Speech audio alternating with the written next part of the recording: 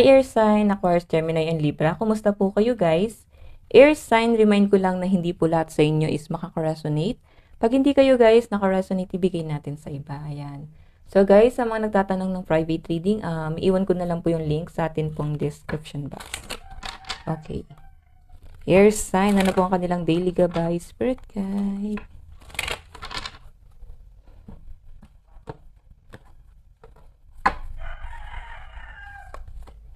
Soulmate. So guys, alam niyo yung pinapakita sa akin ng card. Nakakontrata na yung soul nyo sa isang tao. So, baka kadil mo na ngayon yung soulmate mo, no? Kung naguguluhan ka kung sino ba siya, parang nakilala mo na siya, may something, okay? So guys, isa lang ibig sabihin yan. Pag ganyan ang na-feel nyo, soulmate nyo yan. Then, pag hindi kayo nag-work ng magkalayo, ibig sabihin soulmate mo yan. Kasi ang soul, nag-work yan pag magkasama. Pero pag magkalayo, guys, puro yan struggle. Okay? Tignan pa natin, guys.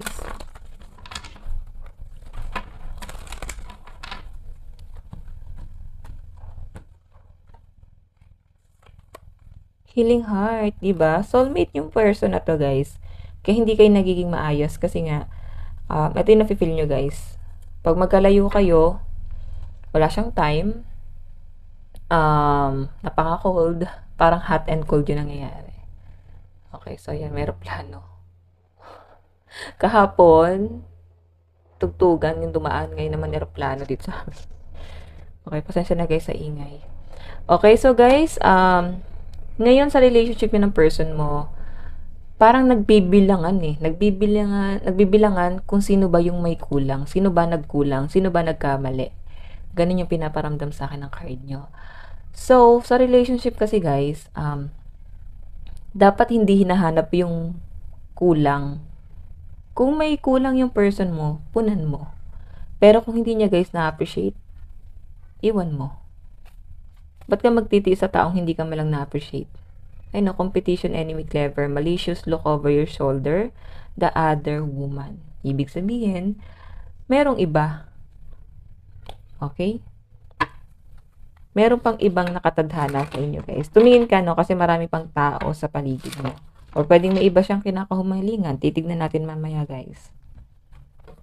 But guys, puro love life ang focus nyo guys. Diba? Stab in the back oh. Ay, nako.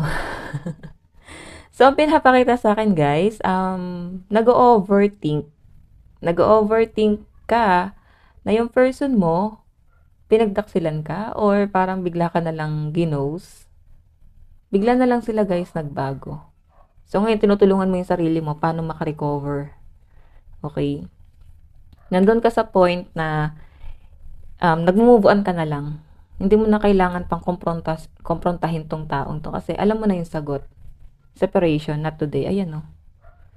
Ang pinapakita kasi sa akin guys, siguro meron silang sinabi sa inyo na kaya ka nahulog sa patibong nitong taong to kasi sinabi niya, hiwalay na siya sa person niya.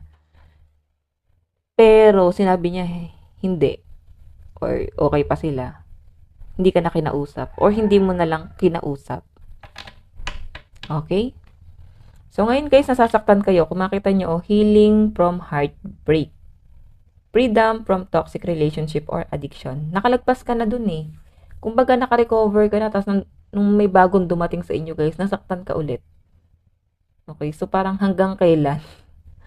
So, stab in the back, heartbreak, pain, separation, deception, shocking, attack. So, parang biglaan yung nangyari. May biglaan kang balitang na-receive or nalaman. So, nabigla ka sa nalaman sa person mo. Okay? Separation, deception, parang niloko ka niya eh. Okay, tignan pa natin. Or pwedeng, ano to guys, kung hindi naman to sa relationship, yung pinagkakatiwalaan mo, nasa circle mo lang, no? Parang may gaguhang nangyayari or parang inuutakan ka. Parang hindi makatarungan yung nangyayari. Pwedeng sa katrabaho, sa kaibigan, or pwedeng kung saan ka man pumunta ngayon, hindi patas yung ginagawa nila guys. Parang may palakasan. Okay. Bakit sila nakapasok sila sa trabaho, ikaw hindi. Ibig sabihin may backer sila. May tumulong. Okay, tingnan pa natin. Air sign.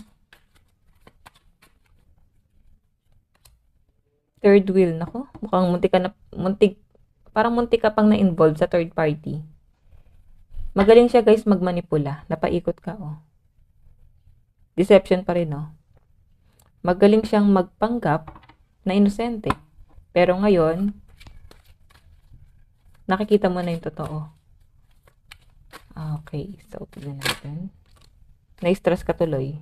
Bakit ka napunta sa ganong sitwasyon? Basahin nyo guys, nape-pressure ka ngayon.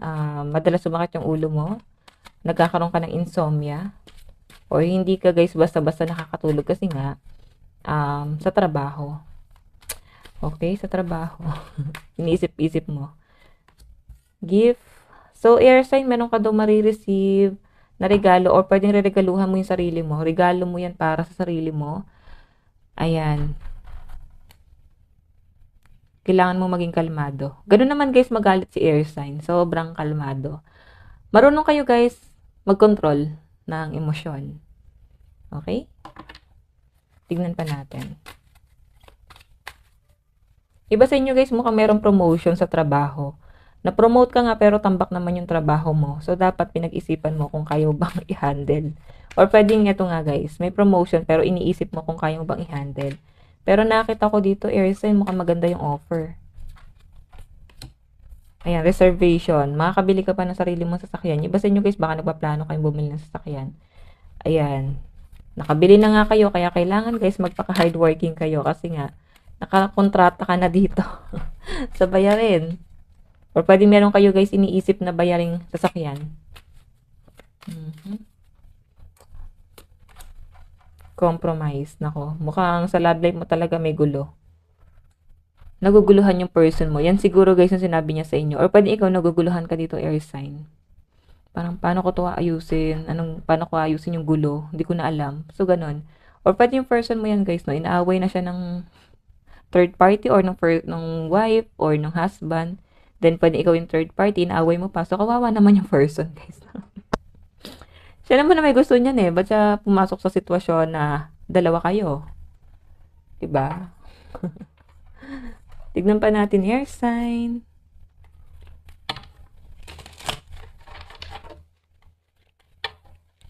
Pagdating sa inyong kaperahan, guys. Ayan, ingat-ingat sa pagkuha ng card. Baka tumilampon. Okay, sa kaperahan. 3 of Pentacles. Kung hindi ka talaga kung hindi ka talaga magsusumikap, hindi mo talaga makukuha lahat yan. Kasi nakakita ko dito guys, nagpapaka-hardworking ka. Then sobrang stress dun sa trabaho. As in,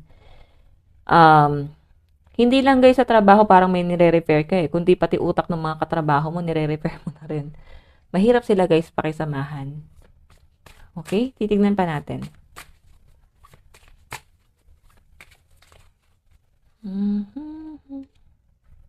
Knight of Wands. Tahimik lang kayo guys, oh.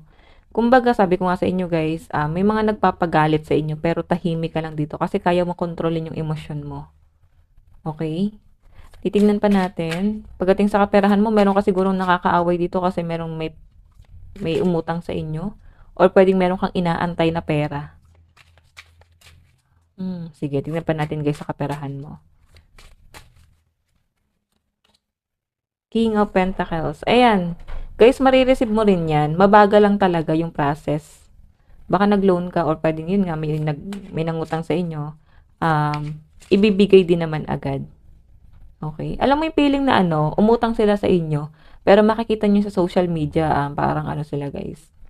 Parang walang utang. Parang walang utang. Kasi mukhang masaya sila doon. Masaya sila sa post nila tapos ikaw na inutangan. Parang pulubi. Diba? Baliktad na. Tingnan pa natin guys sa inyong love life.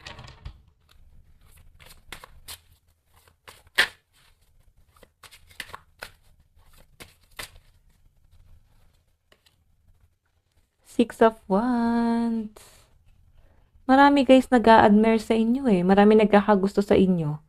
Kaya dumating ka sa point na nahirapan ka talagang mamili.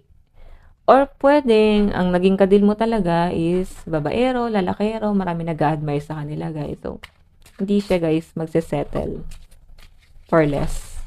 Kung may kulang sa'yo or kung hindi siya, alam mo yun, utak pinagagana niya eh. Hindi siya magse-settle sa'yo kung may nakikita siyang kulang sa'yo. Okay, tingnan pa natin air sign. The Magician. Kasi guys, itong person na to, yung kadil mo, mataas ang ambisyon niya, no? Masipag din naman siya. Kumbaga, libangan niya lang talaga yung ganito. Yung pumasok sa isang relationship tapos di niya bibigyan ng commitment. Okay, iba yung focus na tong person na kadil mo. Okay, pagdating sa love life mo, parang manipulative yung person mo eh. Two of Pentacles. May pagdidesisyon. Pwedeng namili siya sa'yo or isa ka sa pinagpilian niya. Ganon. May panghusga. Nanghusgahan mo siya tuloy ngayon. Okay? Tignan pa natin. Parang ano siya guys, naisip mo na parang wala siyang kinatandaan. Naisip mo na kaya pala nangyari sa kanya yun kasi ganito ganyan. Kung ano guys naiisip nyo. Tignan pa natin guys ang inyong advice. Air sign, meron tayong impasse. Reflect and redirect your energy. Okay, so guys, sinasabi ng card mo, huwag kang hihinto no, sa paglakad, sa paghakbang. Kasi mukhang malapit ka na sa goal mo sa buhay. Then, yun nga guys, kung ano man tong mga problemang dumarating sa inyo, waves of emotion, wag nyo na guys, pagpokusan. Mag-focus kayo sa mas importante. Okay? So guys, ang lucky number nyo is 612. 612. Bingo. Ayan. So guys, ito lang naman po ang inyong mensahe. Kung naka-resonate po kayo, mag-iwan po kayo ng like and comment. Mag-subscribe na rin po kayo guys sa ating YouTube channel. Bye-bye guys. God bless and love you all. Thank you po.